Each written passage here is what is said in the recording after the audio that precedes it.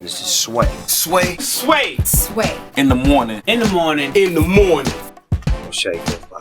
Wake your fuck ass up. That crust out your eyes. Sway in the morning, Shade 4-5. Have the beats part of the show I really like. Talk about why.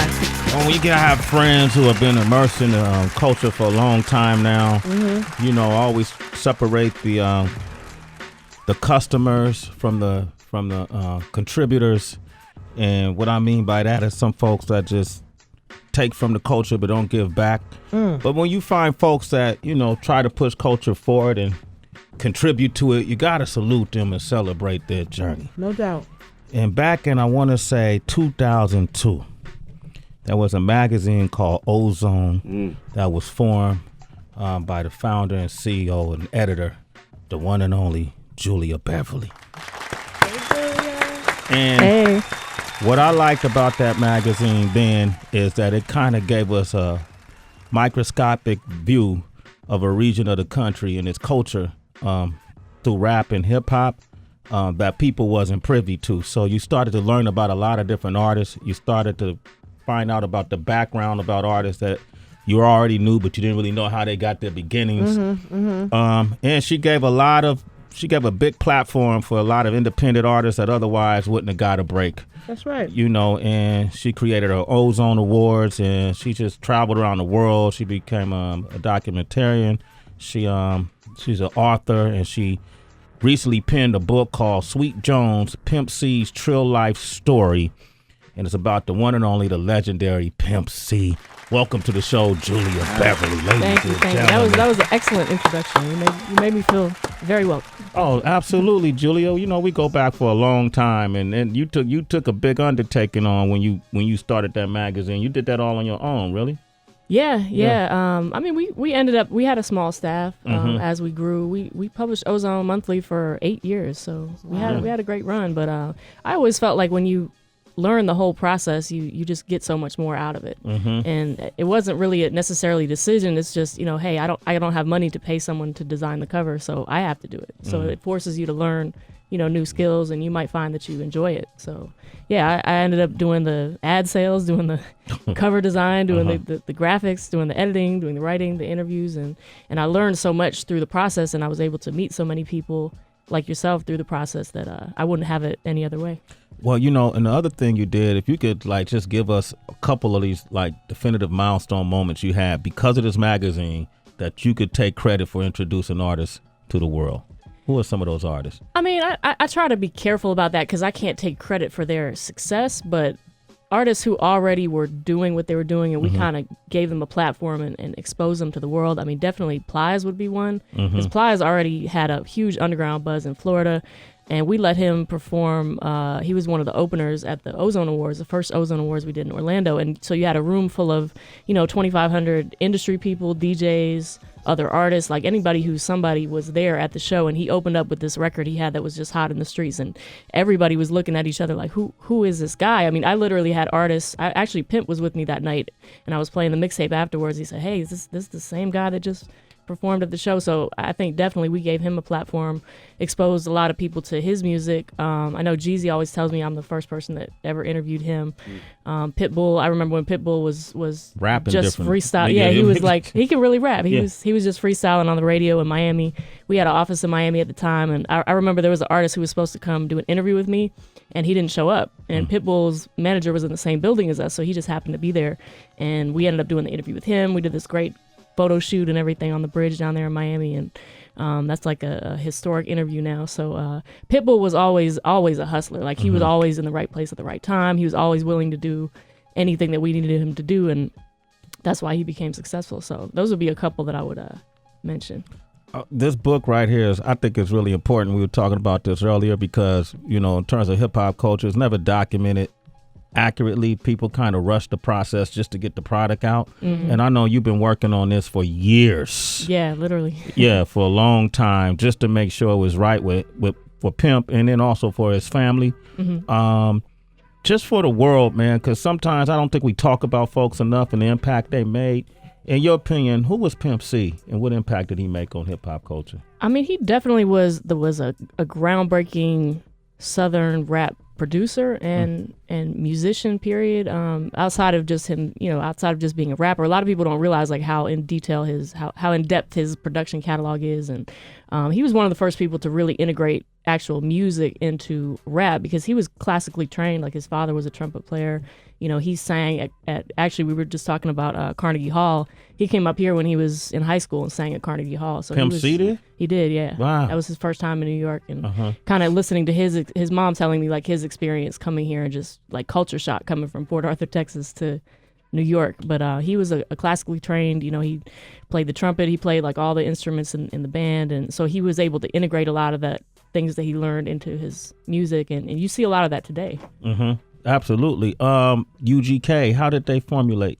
I know the story, but I like to hear, Well, the story told. it's funny because they both talked about how in different interviews and things like that, they both talked about how they didn't like each other at first, Bun and Pimp, because originally UGK was originally Mitchell Queen and Pimp C, which is they were classmates, and Mitch went to college to play football, and Bun was an up-and-coming rapper in the area, and initially they didn't like each other. They both, because they're very opposite personalities, and they both kind of, Bun was like always bragging about how he met this rapper, was hanging out with this rapper, and Pimp was like, he's lying, and and then Bun talked about how he would see Pimp, like Pimp, was he had like the whole outfits and the jewelry, and like he was really kind of living the part and trying to emulate like East Coast rappers. And so Bun would talk about how he would see Pimp like walking down the hallway at school, and he'd be like, he ain't, but at the same time he'd be like, wow, he looks like, he's got that swag, he looks like the guys on TV, like how does he do that? So they both were kind of like offended by each other at first, and then they actually ended up talking and clicked and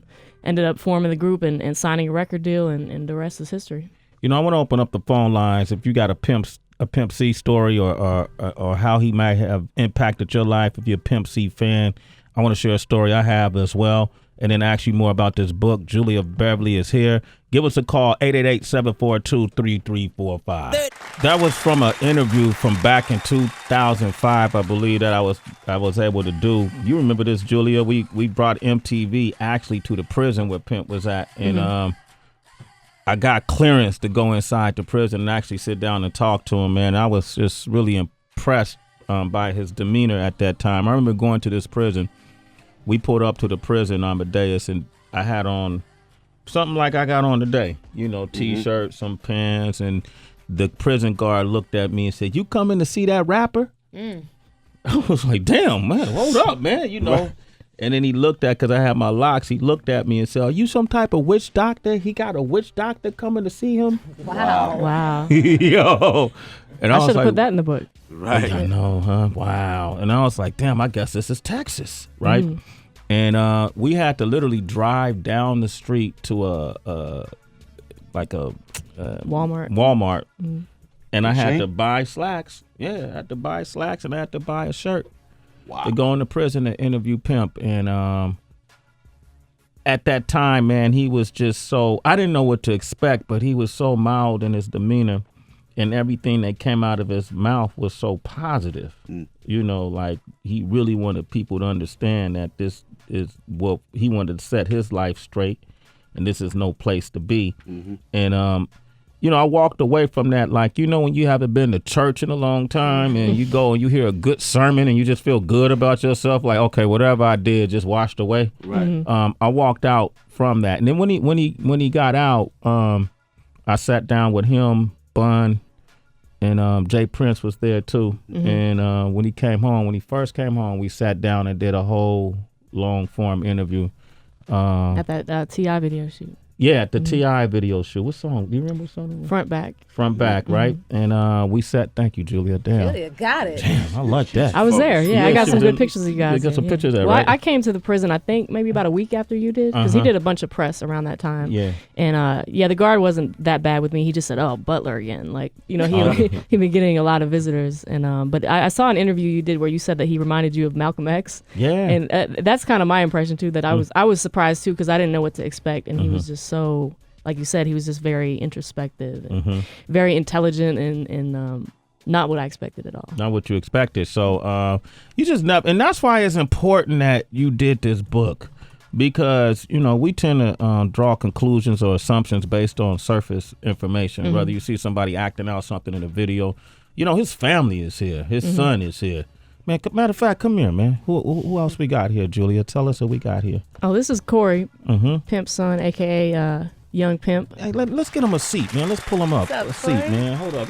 Why you standing next to my seat, Corey? You can't have my seat, man. You can't have the throne, baby. Come on, man. Well, that going man off in- what you just said was interesting because I had a couple editors who helped me in the final processes of putting this book together, and one of them I specifically asked somebody who doesn't listen to rap, who doesn't like rap music at all, to read it just give me a perspective on it, and he said that it shattered all his stereotypes of rappers and it really humanized him because you know the average person in the general public they only hear about rappers when they're going to jail, they're getting shot, you know, but they don't.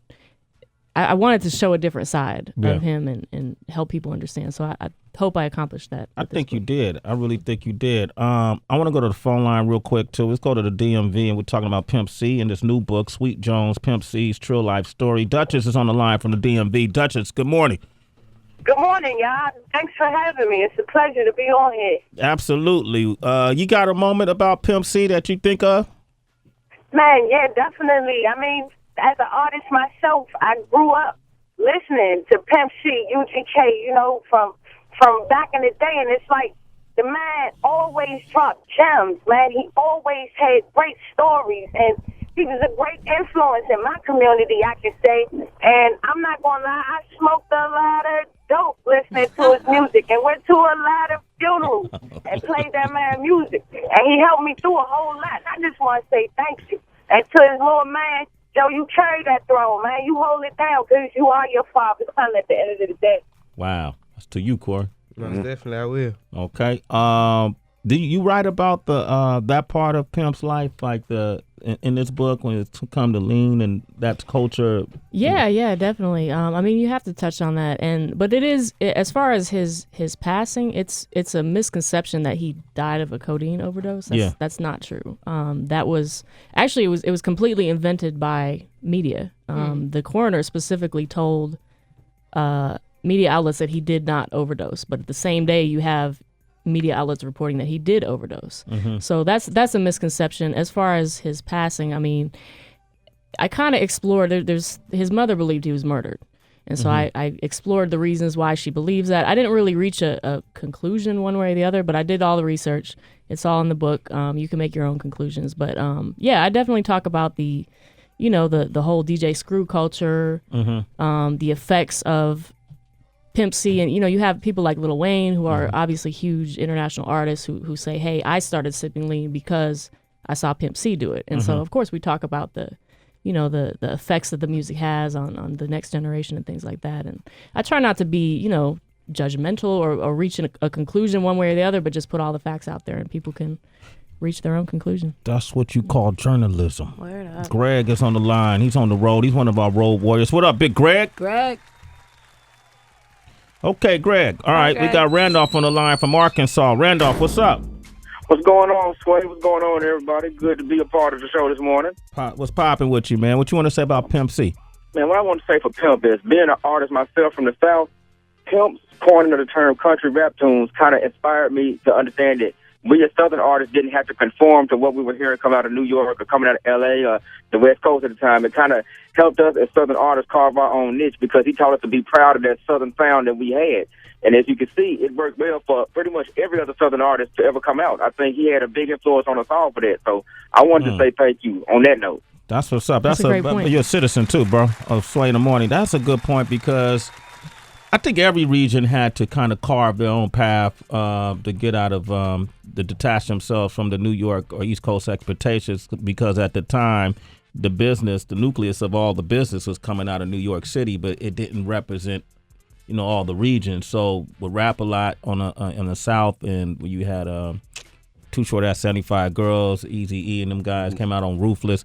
People formed these independent platforms for that reason, but Pimp was a big flag waver for the South, right? Yeah. Well, that was something that he spoke on very often because he talked about how when he was in high school, he would buy everything. And he just listened to West Coast, South, East Coast, everything he could get his hands on. And then he felt like when he started getting into the rap game, he wasn't getting respect from the East Coast, and he was very offended by that because he said, hey, I supported you, so why can't I get that same support? And a lot of people talked about that moment when Andre 3000 got up at the Source Awards and said, you know, the South got something to say. Like, a lot of people took that as the moment when the South decided, okay, we don't care what you think about our music, and we're going to just do our own thing. And then you see what happened between the Source Awards in 95 and you know, say 2003, 2004, 2005. A big part of that also was Southwest Wholesale, the distribution company that actually enabled a lot of Southern rappers, especially in Texas, to sell, you know, 20,000, 100,000 units just in their home state. So when you have that kind of system already in place, what do you need a major label for? And I found it very interesting that Southwest Wholesale initially did not distribute independent labels. UGK was the first independent project they ever distributed, and they made so much money off of it, they decided to start distributing. So UGK actually directly helped create this distribution outlet for all these Texas rappers. Wow. Julia Beverly is here, the author of Sweet Jones, Pimp C's Trill Life Story. We're going to come back and talk to his son. Corey is here. He got a new mixtape. What's your mixtape called, man? Lowercase G's. Okay, we're going to find a song to play from that. Amadeus actually did a never before heard track and featuring Pimp C, Mike Jones. Who? Mike Jones. And who else is on it? Is that it? Pimp C and Mike Jones? Yeah, Pimp C, Mike Jones, and Lil Mo. Were you in the studio with Pimp? I was in the studio with Mike, and I think he got a verse from Pimp, and then he got Lil Mo came through and laid the hook down. What's it called? I'm Sorry. It's an exclusive. Sway in the morning. Shade 45. Out of the fish grease right now. That was I think that was at that shoot, that the T.I. T.I. shoot. video Yeah, and I was talking with Bun B and Pimp C about what was that milestone moment like when they first connected with Jay-Z and did Big Pimpin', and Pimp C was like, I wasn't with it. He was adamantly opposed to doing that song. His bodyguard said it was like an act of Congress to get him to rap on the song. Yeah, really? he kind of liked. I think he kind of liked being underground, and he didn't want to become a pop star and alienate their fan base. That's what's up. Julia Beverly has joined us. The book is Sweet Jones, Pimp C's Trill Life Story. Can people buy it now, or how can they get it? Yeah, it came out Tuesday on Amazon. It's also available for Kindle. It's also available on iBooks. We'll be doing a book signing tour coming up in the next couple months. You can check our Instagram is Pimp C Book, at Pimp C Book on Instagram and Twitter, pimpcbook.com. So we'll be posting tour dates and other updates on that site. Approved by his mom, right? Yeah, the book is basically narrated by his mom, R.I.P. Mama West. She actually passed unexpectedly shortly after our last interview, but she had literally just given me everything I needed to finish the book, and I know that she's happy with the finished product. Parts of the proceeds go back to the family, or how does that work? To the kids directly. To the kids directly? There's been a lot of drama with the estate after C passed. His wife controls the estate. She's not involved in the project. His wife was actually, at one point, she was removed from the estate. A judge said that she had been negligent in her handling the finances and things like that. So there's been a lot of drama as far as the finances are concerned. So the way his mother wanted it to be set up was that the children would receive a portion of the proceeds directly. One of the kids is here with us today. His name is Corey. Corey, welcome to the show, man. What's going on? Thank you. Absolutely. Can you hear yourself with the volume of your headphones all right? Of course. All right, you look just like your daddy, man. You get that a lot? A lot. Yeah. But do you see pictures of your dad and see pictures of you? What do you think? We twins. Huh? I feel like, man, especially like some of his old pictures. Yeah. You look just like him, huh? Right. All right. So how old are you? 15? 15. Your grade, that's what, 11? 10 going to 11? What's your grades like, man? A's and B's, few C's every now and then. Man, what's up with these C's? Gotta keep those A's. Man, No. come on, man. Pimp C didn't mean get a C. What's that about? No. We got his mom in here too. Shout Okay, out to Angie. my bad. All right. You want me to talk to him? I'll take him in.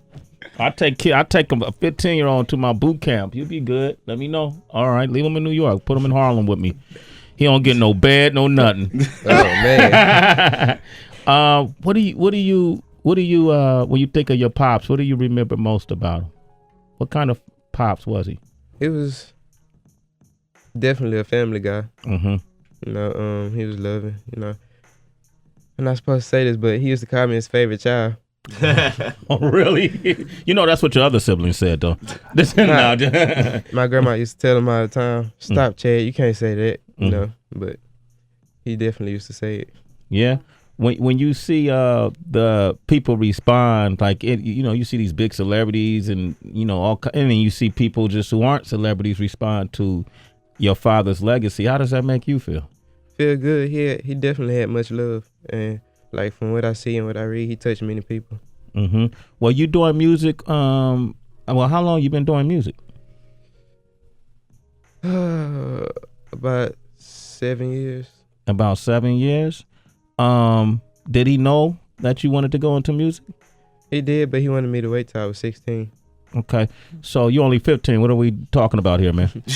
His mom actually told the story, or his grandma, Pimp's mom actually told the story in the book. She said that she talked to Snoop after Pimp had passed, and they were having a conversation about Corey because he always knew Corey wanted to rap, and she said that Snoop told her that he had a conversation with C right before he passed, and said that he was reconsidering letting him get on his album. He was going to put him on his next album, like have him do some of the clean lyrics and things like that. So she said at that point she decided to let him get into the rap game, and their music is very kid friendly. You know, kid friendly. It's clean. It's they talk about, you know, getting a sugar rush from eating too much candy, and, you know, kid friendly type stuff rather than Wait, Julia, is he texting on the phone while we're interviewing him? I'm riding my round for you. Okay, there it is. My man, I like that, Corey. Focus. All right, okay, He's this is what we're gonna do. He's getting prepared. We're gonna play one of his songs, and then we'll come back and see what he made of. You know, you have now officially entered the arena as an MC. The moment you step through that door, I got you. You know the clock is ticking. All right, so we're gonna play a song. He can hold it down. He can do it. We'll see. Okay, what's the name of your mixtape? It's called Lowercase G's. Little KGs? Lowercase G's.